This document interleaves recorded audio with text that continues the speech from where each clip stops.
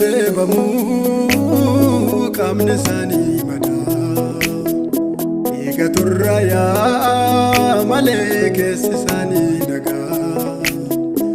Uleedhaan reebamu qaamni isaanii madaa dhiiga turrayaa malee keessi